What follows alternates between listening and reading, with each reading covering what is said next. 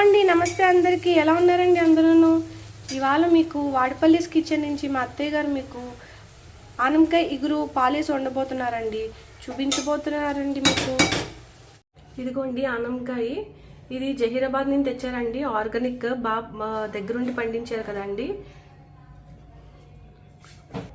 ఇదిగోండి చూసారండి ఎంత బాగుందో. ఆర్గానిక్ అంటే ఆర్గానిక్కేనండి. మా అత్తగారు దీన్ని చూసి అసలు ఎంత అలా ముసిపోయారో తిని. మా అత్తగారికి కానీ మా హస్బెండ్కి కానీ చాలా ఇష్టం అండి ఇలాగా ఇది తినడం.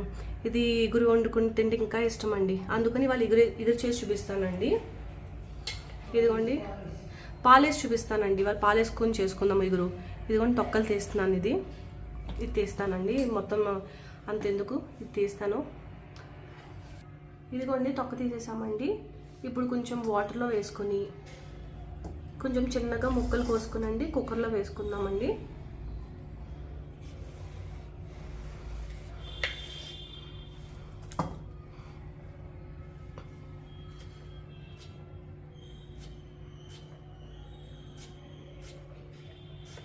ఇలా చిన్న చిన్నగా ముక్కలు కోసుకుని కుక్కర్లో వేసుకుందామండి.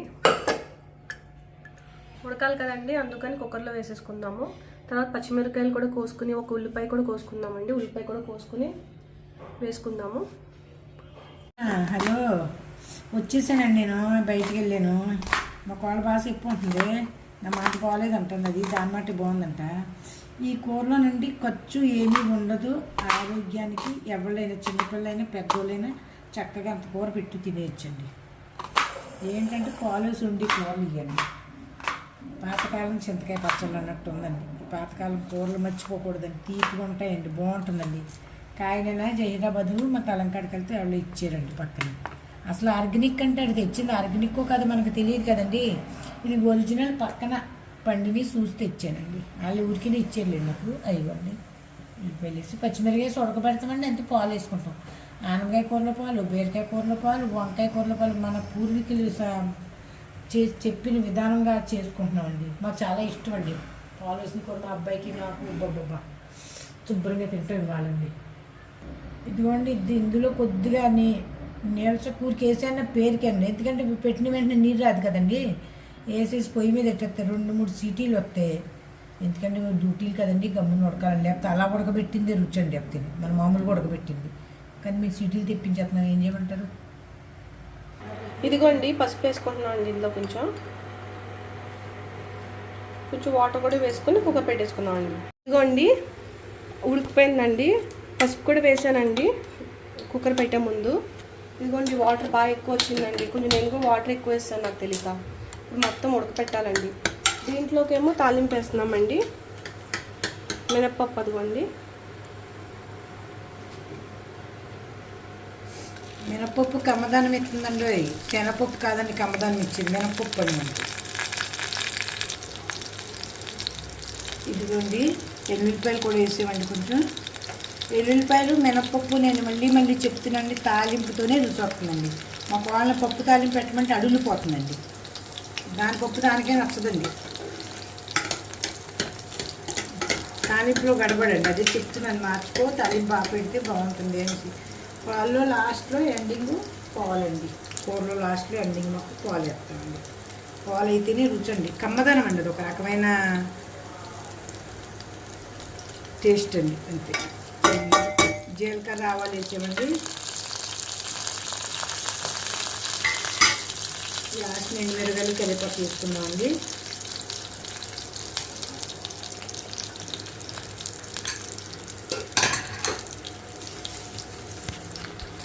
ఇందులోకి ఎందులో పోయాలి, అందులో నూనె పోయాలండి. ఇందులో నూనె తక్కువైనా పర్వాలేదండి, అది మనం దాన్ని బట్టి నడుచుకుంటే మన కూరలన్నీ కూడా బాగుంటాయి.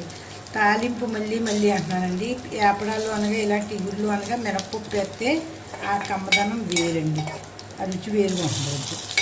బట్టి కింద పడుతుంది కదండి, అప్పుడు చాలా బాగుంటుంది. కరివేపాకు కొంచెం వాడిందండి, నేను లేకపోతే వెళ్ళిపోయాను, తెచ్చుకోలేదండి. అందుకే ఆ కరివేపాకుతోనే గడిపేస్తున్నానండి. ఏదైనా కరివేపాకు కదండి వెళ్ళినాకని.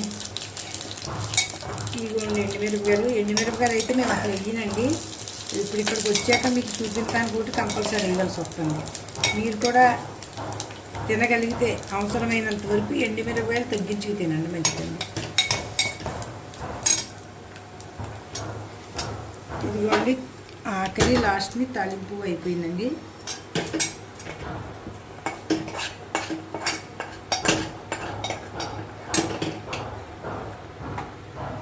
ఇదిగోండి వేసేస్తున్నాను తాలింపు.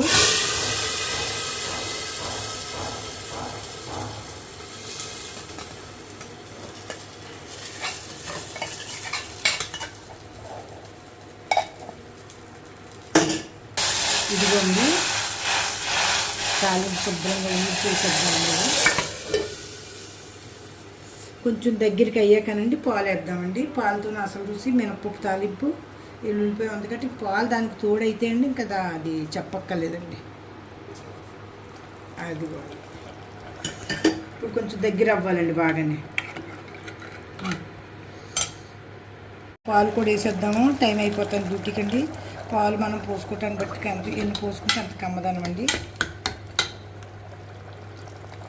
ఇదిగోండి ఇప్పుడే కొంచెం సాల్ట్ కూడా వేసామండి. సాల్ట్ వేయకపోతే మళ్ళీ కూర సాల్ట్ లేకుండా వండుకుంటారండి భయం అండి. నేను ఒకసారి చేసాను కదా తప్పనండి, అందుకే మళ్ళీ మళ్ళీ చూపుతాను సాల్ట్ కూడా. ఇదిగోండి దీని దగ్గరికి అయ్యేటట్టు ఉడకనెత్తే అప్పుడు మనం నానగా చూసారండి. పాలు అవి దగ్గరికి పడిపోయినాయండి. అయ్యో ఉప్పు అది చూసుకోండి ఎవరు ఎంత తింటారో. కారం కూడా కావాలంటే మీరు షోగా ఉండాలి, ఇంకా కారం కావాలంటే 2 మిరగాయలు ఎక్స్ట్రా తాలింపు పెట్టుకోవచ్చండి. సరిపోతుందండి. ఇంక ఇలా ఉంటే బాగా పొడి ఆడిపోతే మళ్ళీ ఇంకా కుక్కర్ వేడి ఉంటుంది కదండి, లాగేస్తుంది దానికి కూడా. అందుకని ఇది బంద్ చేసుకుందామండి. ఇదండి వాళ్ళ ఆనపకాయ స్పెషల్. ఆనపకాయ కూరలో నూనె ఉండదు, ఏమీ ఉండదు, ఆరోగ్యానికి మంచిదండి. ఉట్టు పాలు వేసిన కూరండి. పాలండి అయితే మీరు కూడా ఇలాగే మా అత్తయ్య చెప్పినట్టు చేసుకుని ఎలా ఉందో కొంచెం కామెంట్ చేసి చెప్పండి. ఓకేనండి, థ్యాంక్ యూ అండి. ఇదిగోండి కొంచెం మంది నువ్వుల పొడి వేసుకుంటారండి, కొంతమంది ఎవరిష్టం అర్థం. నేను అయితే జీరా పౌడర్ కొద్దిగా యాడ్ చేస్తున్నానండి. కమ్మదానం వస్తుంది, బాగుంటుందండి. జీరా పౌడర్ మంచిది కూడా కదండి శరీరానికి, అందుకని జీలకర్ర పొడి వేసాను కొద్దిగా అండి.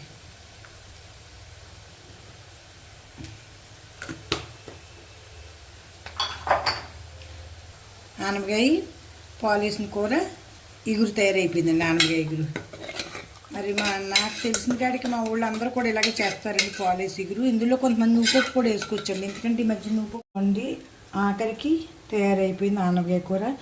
ఇదైతే మీకోసమే అండి. మేమైతే ఇప్పుడు పై అందాలకి విలువిస్తున్నారు అందరు. కొంతమంది ఏమో బాగా సజాయించి బాగా డెకరేషన్ చేయండి అంటున్నారు. ఆ డెకరేషన్లో మాకు అంత తెలియకండి.